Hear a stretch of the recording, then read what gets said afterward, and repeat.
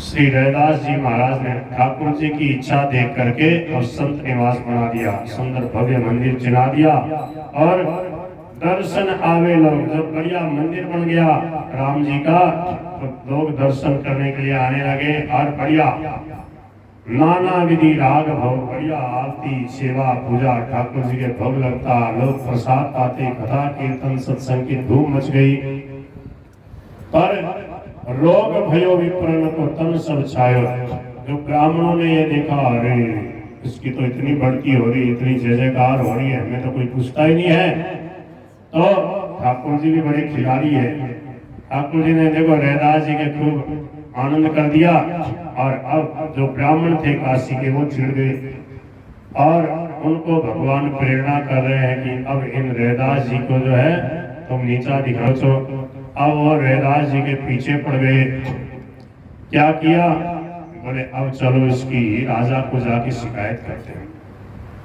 तो यहाँ पर प्रियादास जी लिखते हैं, बड़े ही खिलाड़ी में रहे हैं छानीदारी। पहले बेचारा छान डाल के रह रहा था रैदास जी, उसके बढ़िया अटारी भवन वगैरह बना दिए, संत निवास मंदिर बना दिया और अब फिर विजन सिखाया। अब ठाकुर जी प्रेरणा करके ब्राह्मणों को प्रेरणा कर रहे हैं कि इसके पीछे पड़ो, इसकी निंदा करो। ये क्या है, बोले ठाकुर जी लीला ऐसी करते हैं, जब विरोधी लोग प्रकट हो जाएं, विरोध करने लग जाएं और भक्त अगर सच्चे हैं तो समझो अब भक्ति रंग लाने वाली, अब चमक जाएगा, अब प्रसिद्ध हो जाएगा। देखो लोगों ने विरोध किया, बागेश्वर धाम सरकार का विरोध किया तो कितने छा गए। कुछ लोगों ने गीता प्रेस का विरोध किया तो सब मीडिया में गीता प्रेस आगे 2-3-4 दिन पहले मैंने देखा, सब गीता प्रेस के बारे में बता रहे, शेठ जी भाई जी के बारे में बता रहे। मेरे को देख के बहुत अच्छा लग रहा। मैंने कहा चलो, कुछ लोगों ने विरोध किया, अब सब लोग गीता प्रेस की बात कर रहे हैं, गीता रामायण को उसको दिखा रहे हैं। बोले 100 साल से इतनी गीता रामायण को घर घर पहुंचा दिया। तो विरोधी जो है वो सोचते हैं विरोध करें, पर वो और उजागर करते हैं। बोल गिरधर गोपाल की प्रीति रस रास सो रैदास हरि सेवत है, घर में दुराए लोक रंजन आदि का। भक्त को लोक रंजन नहीं सुहाता, तरह तरह से लोग कैसे रिझे, यानी वो अपने ठाकुर जी को लड़ाता है, ठाकुर जी की भक्ति में भगवान के नाम में रस लेता है। प्रेरित दिए हृदय जाए विजनी पुकार करी, भरी सभा नृप आगे गयो मुखगारी है। जो काशी के पंडित थे उन्होंने जाकर के राजा के सभा में जाकर के रैदास जी की खूब निंदा करी, गाली गई और कहा कि तुम्हारे राज्य में और ये शूद्र इतनी सेवा पूजा कर रहा, लोग इसको ऐसा मान रहे हैं, अब तुम्हारे यहाँ 3 काम होंगे। क्या होगा, बोले अपूज्याय तो पूज्यन्ते, पूज्य पूजा व्यतिक्रमात् त्रीणि तत्र भविष्यन्ति, अकाल मरणम भयम। अकाल पड़ेगा, लोग मरेंगे, महामारी फैलेगी, अकाल मरणम भयम और भयदायक वातावरण हो जाएगा। राजा तो उन पंडितों की बातों में आ गया। तो फिर बोले क्या करें, कैसे करें, बोले उनको बुलाओ और बुला करके उनको मना करो कि वो सेवा पूजा नहीं करें। जन को बुलाए समझाए न्याय प्रभु सौंपी, किनो जगह जस साधु लीला मनोहारी है। जितने प्रतिकूल में तो माने अनुकूल, याते संतनी प्रभाव मानी कोठरी की तारी है। बोले कि संतों का जो कोई विरोध करते हैं तो उससे क्या है, संतों का प्रभाव रूपी जो मणियां हैं, उस मणियों के ऊपर जो कोठे में जो ताला लगा है, उस कोठे की ताली क्या है, बोले विरोधी लोग जो विरोध करते हैं भक्ति करने वाले का, तो भक्त के विलक्षण लक्षण प्रकट होते हैं, उसकी भक्ति का विलक्षण प्रभाव प्रकट होता है। ताली होती ना, ताली तो देखो कैसी होती है, आटी टेढ़ी होती है, उसको घुमाते हैं तो फिर जब ताला खुल जाता है तो क्या होता है, उसमें से बढ़िया बढ़िया कीमती हीरे मोती माणिक प्रकट हो जाते हैं। तो संतों का खजाना खोलने वाले ये विरोधी लोग हैं। ये जब विरोध करते हैं तो संतों के चमत्कार प्रकट हो जाते हैं। रैदास जी को बुलाया गया और राजा ने कहा कि आप ऐसा क्यों शुरू किया, आप पूजा क्यों करते हो। रैदास जी ने कहा, जब ठाकुर जी स्वयं चाहते तो मैं क्या करूं। ठाकुर जी ने पीछे पड़ करके कहा कि तुम मंदिर बनाओ, तब मैंने शुरू किया है। बोले कैसे माने हम। बोले देखो ये ठाकुर जी हैं और इनको बीच में रख दिया जाए, भगवान को सिंहासन पर विराजमान करा दिया जाए और फिर ब्राह्मण लोग भी बुलावेंगे और हम भी बुलावेंगे। भगवान जिसके पास चले जाए उसी की सेवा प्रिय मानी जाएगी। राजा को ये सुझाव पसंद आ गया रैदास जी का। ब्राह्मणों ने भी इस बात को मान लिया, क्योंकि उन्हें अभिमान था कि उत्तम वर्ण ब्राह्मणों को छोड़ के भगवान नीच वर्ण के, हीन वर्ण के वाले के पास क्यों जाएंगे। इधर रैदास जी को यह दृढ़ विश्वास था कि जो प्रभु ऋषियों को छोड़कर सबरी के आश्रम पे पधारे, निषाद राजगुह को जिन्होंने हृदय से लगाया, वे अवश्य पतित पावन विरध को चरितार्थ करेंगे, मेरे पास प्रभु अवश्य आएंगे। और क्या हुआ कि ब्राह्मणों को आदेश दिया गया कि बुलाओ। ब्राह्मण लोग प्रशासन पे मृग चरम बिछा करके बागंबर बैठ करके और हवन जब स्तोत्र पाठ करने लगे, परंतु ठाकुर जी हिले भी नहीं। आना तो दूर रहा। फिर रैदास जी को आज्ञा दी राजा ने, उनका अब तुम बुलाओ। रैदास जी महाराज अत्यंत उल्लास में भर करके पद गाने लगे। हे हरि आवो बेगी हमारे, हरि हे हरि आवो बेगी हमारे, हरि आवो बेगी जैसे आए द्रुपद सुता के, जैसे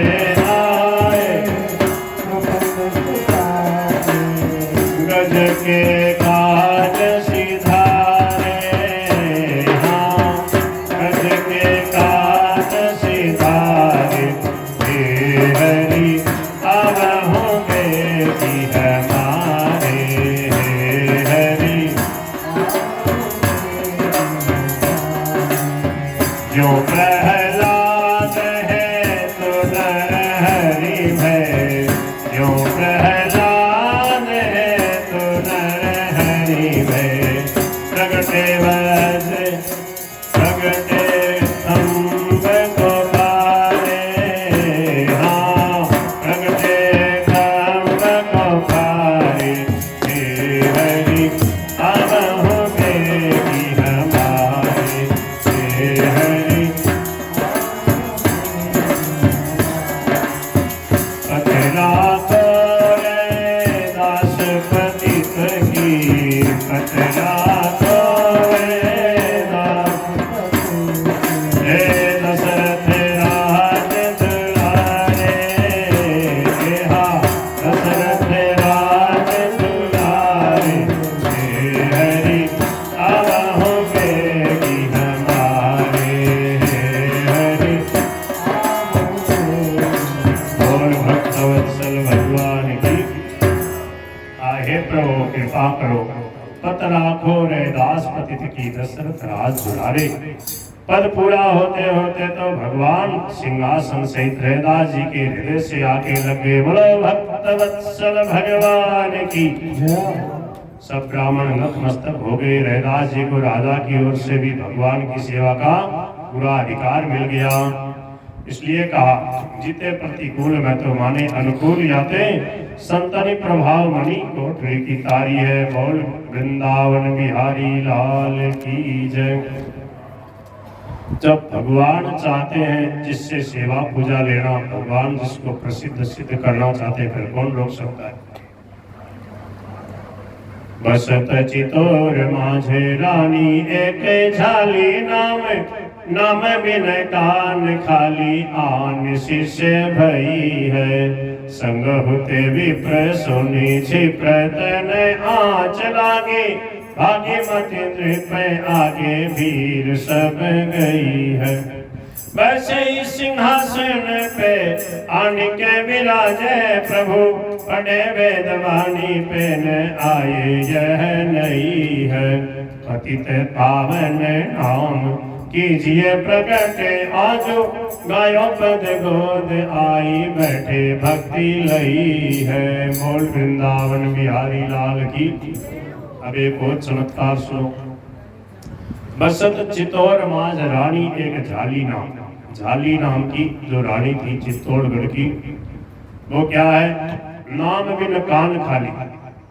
समझ गए, नाम बिना कान खाली मतलब उसने कोई गुरु नहीं बना रखा था। संत सदगुरुदेव से नाम लेकर के भजन नहीं कर रही थी। उसने सुना था कि सच्चे संत भक्तों की शिष्या बन करके ही भजन करना चाहिए, संतों का आशीर्वाद रहता। तो काशी में आई और उसके साथ कई पंडित लोग आए हुए थे, ब्राह्मण देवता साथ में थे। अब वो क्या है, कई अच्छे जो पंडित लोग, मठ मंदिर के जो महंत वगैरह पुजारी बहुत अच्छे कहलाने वाले, अब जहाँ जाते हैं वहीं अपने गुरुजी को तो सिद्ध महात्मा मानते ही हैं, अपने गुरुजी को जगत गुरु सिद्ध महात्मा सब कुछ लोग कहते ही हैं। पर उसके मन में ये था कि जहाँ जाने से मेरे हृदय में विशेष प्रभाव पड़ेगा, जिसकी भक्ति को देख करके उसी को मैं गुरु बनाऊंगी। अब वो खूब जगह गई पर उसको कोई दाई नहीं आया।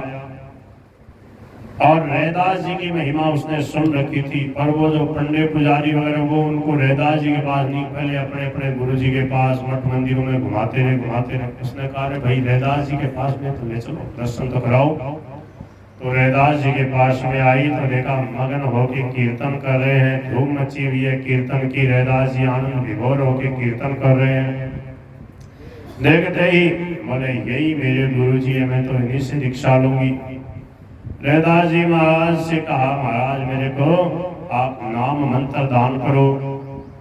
कहने लगे मैं तो नीच जाति का हूँ, बहुत अच्छे संत हैं, पंडित हैं, ब्राह्मण हैं, महंत हैं, उनसे दीक्षा ले लो। बोले नहीं, मैं तो आपको ही गुरु रूप में स्वीकार करती हूँ, आप ही मुझे मंत्र दो। तो रैदास जी ने कहा ठीक है, राम का नाम लो, हम भी ले रहे हैं, आप भी लो, प्रभु का नाम लो, नाम में सबका अधिकार है। बोले ठीक है, आपने ये नाम दे दिया, अब मैं कीर्तन करूंगी, अब नाम लूंगी, आप ही मेरे गुरु जी। पास में जो ब्राह्मण थे ना उसके, झाली रानी की, वो चिढ़ गए, बोले बताओ इसको गुरु बनाया कि हम इतने अच्छे पंडितों को, महंतों को, जगत गुरुओं को दिखाते हुए ला रहे, उनको किसी को नहीं बनाया। तो उन्होंने हल्ला कर दिया और काशी के कई ब्राह्मणों को मिला लिया। वो तो चिड़े बैठे थे पहले से ही। बोले क्या हुआ? बोले ये तो गुरु बनने लगे। देखो पहले तो पूजा ही कर रहे थे और अब गुरु भी बनने लगे, नाम देने लगे, राम राम। बोले चलो राजा के पास। राजा के पास आए, बोले महाराज देखो अब ये गुरु और बनने लग गया, ये शूद्र होकर के, और देखो राज रानी को भी इसने चेली बना लिया, ये ठीक नहीं है। तो राजा ने कहा भाई एक बार तो परीक्षा हो ही गई है, अब तुम और क्या चाहते हो? बोले नहीं, एक बार फिर परीक्षा हमारे सामने ली जाए। वो चित्तौड़गढ़ वाले जो पंडित थे वो अड़ गए। ठीक है, कैसे करोगे? तो कहा कि अब उनको भी, वो जो चित्तौड़गढ़ से आए पंडित, उनको विश्वास था कि भगवान ब्रह्मण्य देव हैं, हम वेद पाठ वगैरह करेंगे तो भगवान हमारे पास आएंगे, इनके पास क्यों जाएंगे? पर भगवान तो भक्त वत्सल है और सब गुण है, परंतु भक्त वत्सल गुण जो है ये सबसे विशेष है भगवान के लिए। तो इस बार फिर वही शर्त रखी गई, बीच में ठाकुर जी को रखा गया। काशी के पंडित मिल गए, चित्तौड़गढ़ के जो पंडित थे वो सब मिल गए और उन्होंने कहा कि देखो पिछले बार रैदास जी के ठाकुर जी को रखा गया था, अब की बार हमारे ठाकुर जी को रखेंगे। तो वो अपने जो सेवा करते कोई अपने ठाकुर जी ले आए, बोले कि इनको बुला के दिखाएंगे रैदास जी, तब मानेंगे। अब वो जिसकी सेवा पूजा करते थे वो ठाकुर जी ला के रखे और सबने खूब वेद ध्वनि करी, गला सूख गया उनका वेद मंत्र पढ़ते पढ़ते, पर भगवान नहीं आए। अब राजा ने कहा रैदास जी थे बुलाओ। तब रैदास जी महाराज ने गाया पद, कौन सा? पतित पावन नाम आज प्रकट कीजिए। आयो आयो हूँ देवादिदेव तव शरण आयो, सकल सुख को मूल जाके नाई समतुल सो चरण मूल पायो। कियो विविध जो निवास जम की अगम त्रास, तुम्हारे भजन बिन भ्रमत फिर्यो। माया मोह विषय रस लंपट यह दुस्तर दुख तरयो। तुम्हारे नाम विश्वास छाड़ी आन आस संसारी धर्म मेरो, मन में पतिजे रैदास दास की सेवा मानहु देवा। पतित पावन नाम आज प्रकट कीजिए। जैसे ही भगवान से कहा महाराज मैं तो पतित हूँ, मैं तो पतित रहूंगा, आपका नाम पतित पावन है, आज अपने नाम को सार्थक कीजिए, मेरे हृदय से आके लग जाइए। सोई भगवान वो जो पंडितों वाले ठाकुर जी थे वो आकर के रैदास जी के हृदय से लगे। बोलो भक्तवत्सल भगवान की। अब क्या कहना, अत्यंत प्रेम वश होकर भगवान रैदास जी की गोद में आके विराजमान हो गए। रैदास जी के एक पद से तो भगवान का सिंहासन सहित उनके सिर पे आके विराजना पाया जाता है, ऐसा भी संतों ने लिखा है। देवादिदेव आयो तब शरणा, कृपा कीजिए जानी अपनो जना। जाति न कुल विद्या नहीं समझो, घाटी रचो विधिना। या जग मोह समान नहीं को बिना एक सदना। तो कहते शेष सिंहासन आए विराजे, सुनी राम करुणा। कहे रैदास दास में तेरो, राजा आदि परे चरणा। राजा भी आकर के रैदास जी के चरणों में आके गिर पड़ा, सबने क्षमा याचना करी। बोलो श्री रैदास जी महाराज की। तो भगवान देखो चाहते हैं तो बुझवा देते। अच्छा एक बात कहते थे, गणेश दास जी भक्तमाली जी से हमने कथा सुनी, मथुरा दास जी से भी सुनी है, उनके केसट में सुनी। वो कहते थे कि जो काशी के जो संत महात्मा थे, जो साधु संत थे, वो उनको रामानंद जी का पिछले जन्म का चेले हैं, ब्राह्मण कुल में थे, अब इस कुल में आ गए। तो वो कोई किंचित मात्र भी संकोच शर्म नहीं करते थे और खूब उठक बैठक उनके साथ ही प्रेम से ठाकुर जी का प्रसाद पाते, उनसे घुल मिल के उनके साथ कीर्तन करते। भक्त को जाति में नहीं देखना चाहिए। बोलो भक्तवत्सल भगवान की जय। क्योंकि भगवान का हो जाता है तो भगवान के गोत्र का हो गया, अच्युत गोत्र हो गया। साधु संत जब गोत्र बोलना होता तो क्या बोलते हैं? अच्युत गोत्रोत्पन्नो। भगवान का गोत्र वाला हो गया, भगवान से बढ़ के तो कोई है नहीं। भगवान का बालक हो गया, भगवान का दास हो गया, भगवान की जाति का हो गया, भगवान की कोई जाति है नहीं, भगवान से तो सब पैदा हुए हैं। इसलिए ब्राह्मण पढ़े के अभिमान में आके संत भक्त का कभी भी अपमान नहीं करना चाहिए। देखो ब्राह्मणों ने अपमान किया सबरी जी का तो क्या दशा हुई, कल आपने कथा सुनी। अब वो झाली रानी जो थी उसने कहा महाराज कृपा करो, आप चित्तौड़ पधारो, हमारे गांव को पवित्र करो। कहा ठीक है, ऐसे नहीं आएंगे तो बोले कोई कार्यक्रम रखो, कीर्तन भजन सत्संग का महीने भर का कार्यक्रम रखो, यज्ञ रखो। बोले ठीक है। तो यज्ञ रखा और भजन कीर्तन रखा 1 महीने का। और जब 15 दिन हो गए तो रैदास जी महाराज वहां पर पधारे।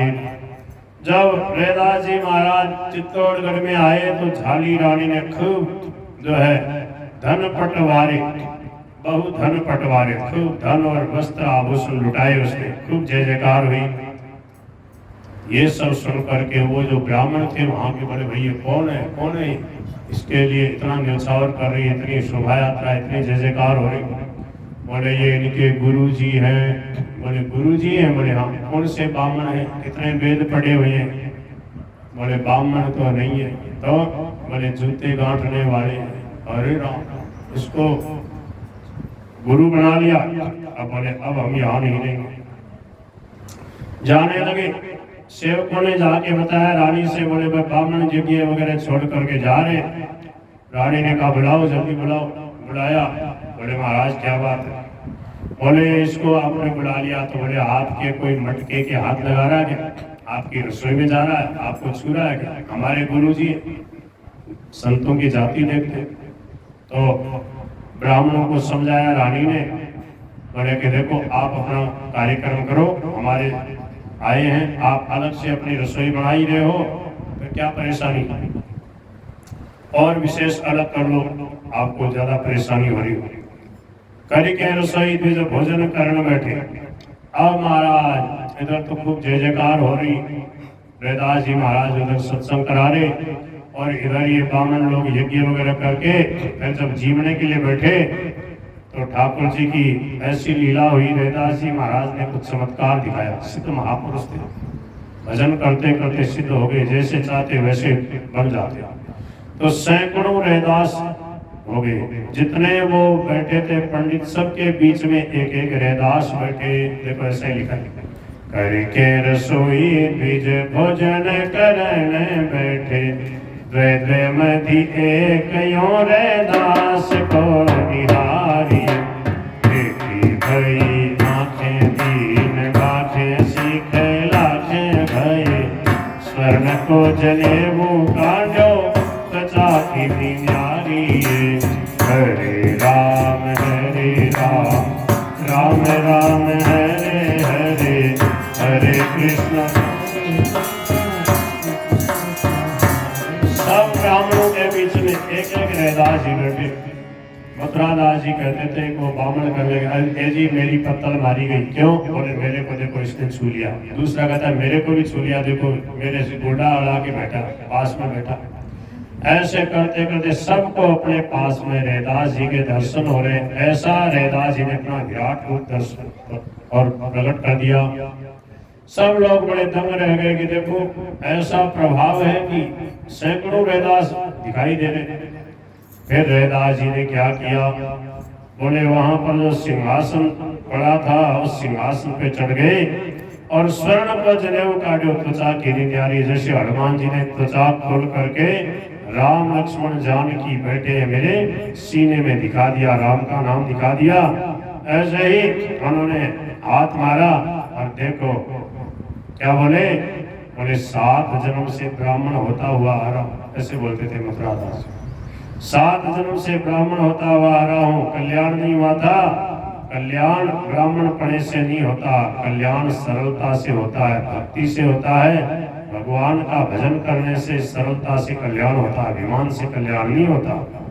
नीच नीच सब तर गए, राम भजन लवलीन, और जाति के अभिमान से डूबे सभी कुलीन। इसलिए अभिमान मत करो। देखो आप कहते हो हम जनेऊधारी ब्राह्मण है, ये देखो सोने का जनेऊ, मैं 7 जन्म से ब्राह्मण होता आ रहा हूँ, कल्याण नहीं हुआ अभिमान से। इस बार मैं चमार के घर में जन्मा, प्रभु का नाम लिया, कीर्तन किया, भजन किया, ठाकुर जी की सेवा करी, साधु संतों की सेवा करी, और देखो भगवान परस्पर से प्रभु की कृपा है। इसलिए अभिमान मत करो। सब के सब पंडित लोग मस्तक हो गए और सब के सब उनके कहे अनुसार भगवान के नाम भजन कीर्तन में लग गए और निश्चय कर लिया अब साधु संतों की कभी जाति नहीं देखेंगे, उनको भगवान का स्वरूप मान के आदर करेंगे। बोलो भक्तवत्सल भगवान की। देखो ये जो बात है जाति के अभिमान वाली जल्दी जाति नहीं, इतनी बातें सुनने पे भी। अब देखो राजा जो था इसने इतने चमत्कार देख लिए थे, फिर भी अभी भी उसके हृदय से रैदास जी के प्रति जैसा आदर होना चाहिए वैसा आदर उसके हृदय में नहीं था। बात क्या है कि काशी का जो राजा था उस समय का, वो शिष्य था कबीरदास जी। कबीरदास जी उसी समय में थे, रैदास जी के समय में थे। तो रैदास जी में भी भाव भक्ति रखने लगा था। एक दिन वो आया, रैदास जी महाराज का दर्शन करने आया। उस समय वो भगवान की मानसी सेवा में तत्काल पूजा करके उठे ही थे। देखा कि सामने राजा है, प्रणाम कर रहा, बोले लो राजन, ये ठाकुर जी का चरणा में। ऐसा कह करके वो जो चमड़े जिसमें भिगोते हैं ना कठोता, वो जो जल था ऐसे चुल्लू भर के लो चरणा में थे। राजा ने देखा हे भगवान ये चरणा में थे, ये कटौते में चमड़े भिगोने का जो जल था वही मेरे को दे रहे हैं, कहते लो चरणा में थे। अब वो तो भाव में भर करके ठाकुर जी की सेवा करी थी, चरणामृत की भावना थी। पर राजा ने जो है उसको सांस नहीं हुआ पीने का, फेंकने का भी सांस नहीं हुआ। डर लग रहा था कि आखिर भगत जी ने दिया।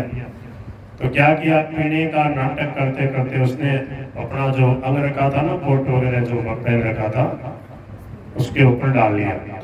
ऐसे कर करके उसकी बाहों में डाल लिया और उसको पिया गया। चले गए। बोले बताओ, मैं तो इनके यहाँ मान सम्मान करने के लिए आया और आखिर ये हैं तो नीच जाति के, मेरे को बताओ चमड़े का वो जो है कटोते का जल दे दिया। राम राम। अब वो क्या किया, उसने देखा नहीं इसके दाग कैसे पड़ गया मेरे कोट की बाहों पे, ऐसे डालिया और पानी को चलना मृत को, तो धोबी को दिया। बोले इसको धो, ढंग से धोकर ला। धोबी ने खूब यत्न किया पर वो दाग छूटा ही नहीं। अरे बोले छूटता ही नहीं, तो दांत से रगड़ा उसको, दांत से कुचला, तो कुचलते रगड़ते वो पेट में मुंह में चला गया। और जैसे ही वह उसके मुंह में गया, वह तत्काल प्रेम में मगन हो गया, उसका अंतःकरण शुद्ध हो गया। सारा संसार उसको राममय दिखाई देने लगा और मगन होके नाचने लगा। हरे राम राम राम हरे हरे, हरे राम हरे कृष्ण कृष्ण कृष्ण हरे हरे, हरे राम राम राम हरे हरे, हरे कृष्ण कृष्ण कृष्ण हरे हरे, सिया राम मैं सब जग जानी, सिया राम मैं सब जग जानी, करूं प्रणाम दोहरी जुग पानी, हरि व्यापक सर्वत्र समाना, हरि व्यापक सर्वत्र समाना, हे मते प्रकट होहि मैं जाना, हरे राम ही केवल प्रेम प्यारा, जान ले मुझो जान निहारा, सन्मुख होय देव मोहि सबहि, जन्म तो तीन के नासहि सबहि, निर्मल मन धन सो मोहि पावा, मोहि कपट छल छीजन भावा, हरे राम राम राम हरे हरे, हरे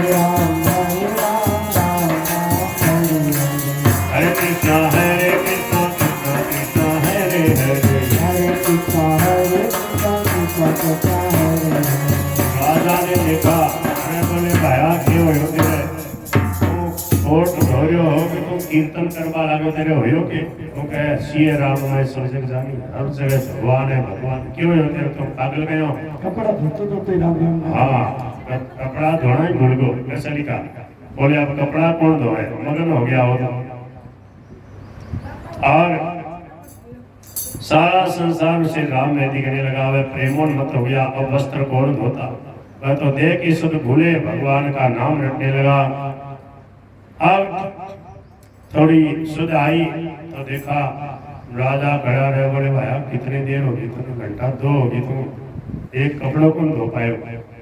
बड़े राजन आपने निहाल कर दिया, आपने क्या अमृत लगा के लाए, इसको अमृत पान कर लिया। मैं तो अभी तक मेरे में मस्ती आ रही, और कीर्तन करने का ही जी करता, लोगों को तो ला के बैठा हुआ। बोले भाई अखंड कीर्तन हो रहे, कम से कम 4 घंटे की ड्यूटी। बोले महाराज 2 घंटे ही है।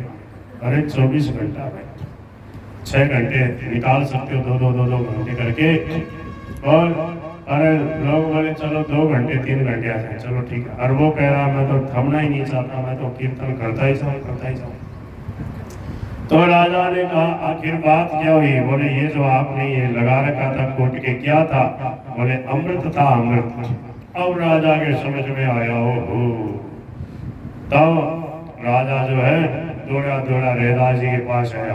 बोले महाराज चरणामृत दो। बोले अभी लेके आऊँ चरणामृत, मंदिर से लेके आऊँ।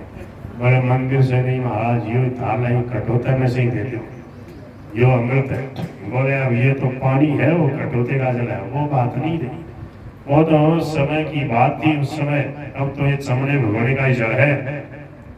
अब राजा को बड़ी लज्जा आई कि देखो मैंने संतों को समझानी, संतों की क्रिया न देखकर, भाव को देख करके जब जो कुछ वो दें तो सरलता से स्वीकार कर लेना चाहिए।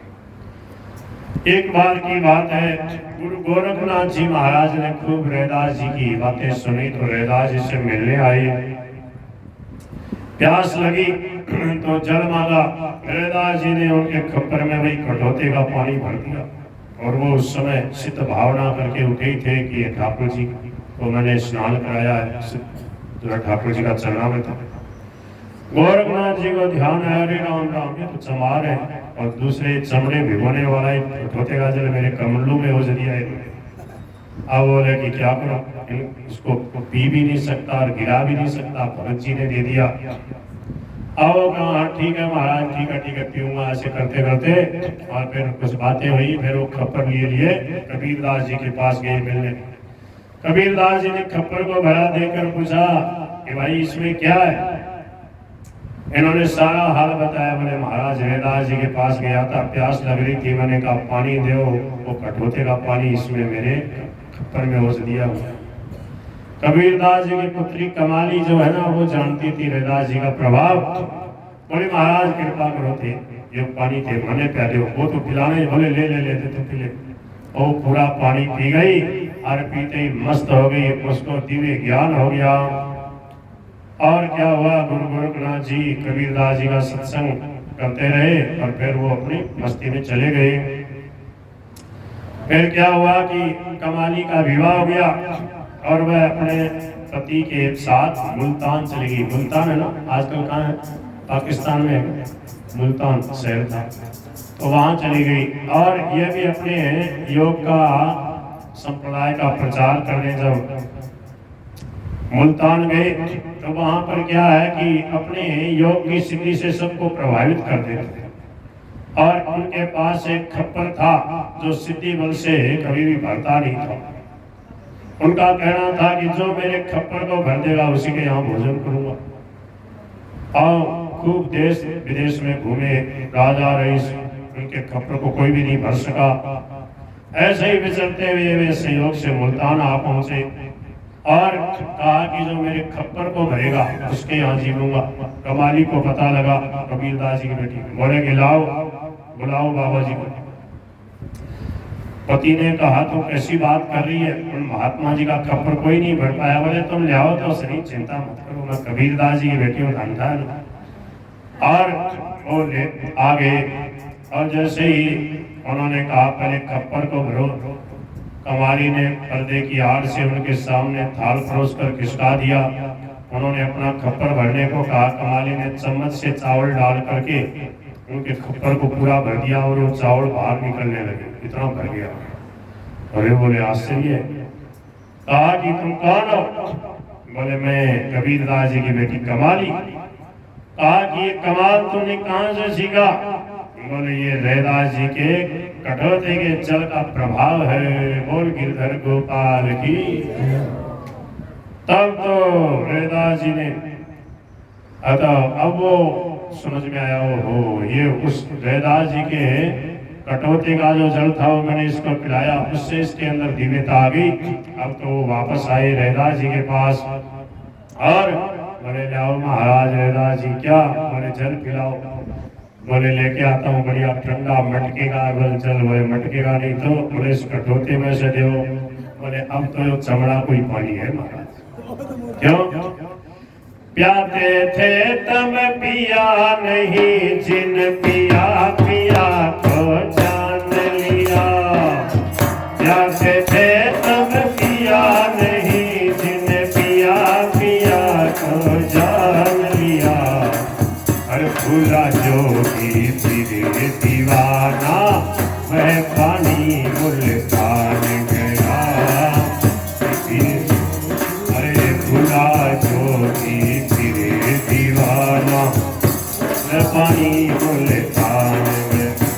हरे राम राम राम हरे हरे हरे राम